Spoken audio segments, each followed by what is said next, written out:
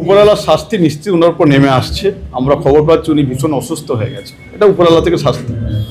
আমাদের বঙ্গীয় সংখ্যালঘু বুদ্ধি মঞ্চ থেকে আমরা 12টা থানায় এফআইআর করেছি ওনার বিরুদ্ধে, এবং আমরা মুখ্যমন্ত্রীর দৃষ্টি আকর্ষণ করেছি, চিঠি দিয়েছি, এবং আমাদের গণতন্ত্রের যিনি প্রধান গভর্নর রাজ্যপাল সিবি আনন্দ বোস, ওনাকেও আমরা চিঠি দিয়েছি বঙ্গীয় সংখ্যালঘু বুদ্ধি মঞ্চের তরফ থেকে। কোরআন নিয়ে বলেছেন, আমি মনে করি উনি শেষ হয়ে যাবেন এবং ভারতবর্ষ ওনাকে ছাড়তে হবে। আমার যেটা খবর পেয়েছি, উনি বাংলাদেশের নাগরিক, উনি আমাদের ভারতীয় নন।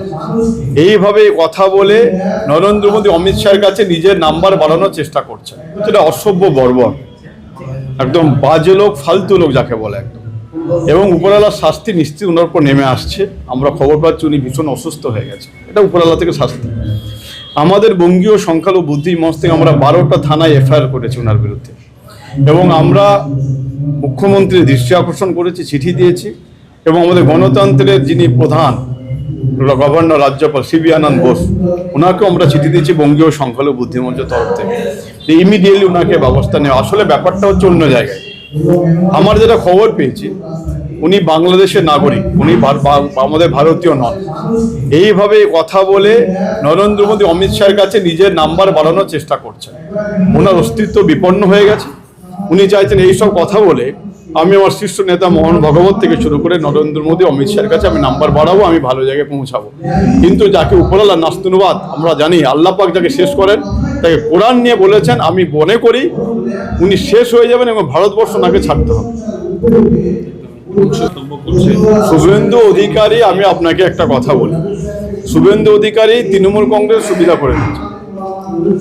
শুভেন্দু অধিকারী যত এই কথাগুলো বলছেন, তত মুসলিম ভোট এককাট্টা হচ্ছে। শুধু তাই নয়, আমি জানি অনেক হিন্দু ভাইরাও আছেন যারা শুভেন্দু অধিকারী এই বক্তব্যকে পছন্দ করছেন।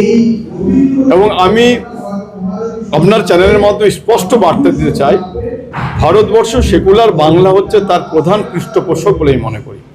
বাংলা জাতি, ধর্ম, বর্ণ নির্বিশেষে সকলে ঐক্যবদ্ধভাবে বসবাস করে। বাঙালি হিন্দুরাও শুভেন্দু অধিকারীর বক্তব্যকে মেনে নিচ্ছে না।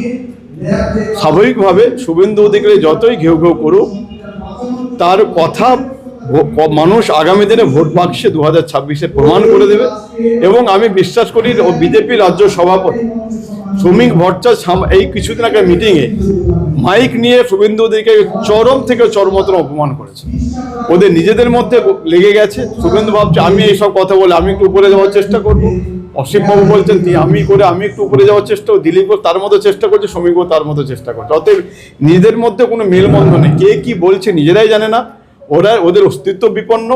আমার মনে হয় 10টা সিট পাবে কিনা সন্দেহ আছে 2026-এর নির্বাচন। দেখুন, আমি হুমায়ুন বাবু নিয়ে একটা কথাই বলতে চাই, যা আমি শুভেন্দু অধিকারীকে নকল করব না। শুভেন্দু অধিকারীর মতো কাজ করছে, আমি আমার মতো কাজ করব। তিনি মসজিদ তৈরি করছেন, নিশ্চিতভাবে এখানে কোনো রকম টিপ্পণী কারণ মসজিদ তিনি করতে পারেন। মসজিদের নামকরণ কিভাবে তিনি ঠিক করেন, কিন্তু আমার ওনার কাছে বক্তব্য, মসজিদ নিয়ে, ধর্ম নিয়ে দয়া করে রাজনীতি করবেন।